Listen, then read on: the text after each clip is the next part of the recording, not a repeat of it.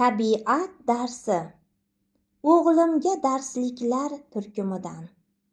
Halima Ahmedova.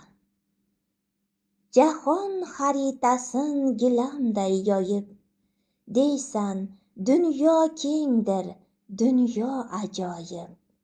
Hozir uxlasamu ertaga tongda Parijmi, Londonda qolsam uyg'onib. Ajib hayratingda orzu shu'lasi, parvozga shaylangan qanotdir qo'ling. Balki olislarga yetaklar seni, mening yuragimdan boshlangan yo'ling. Bir kuni mehmonga borsak qaygadir, qumsayman nur to'la supachamizni.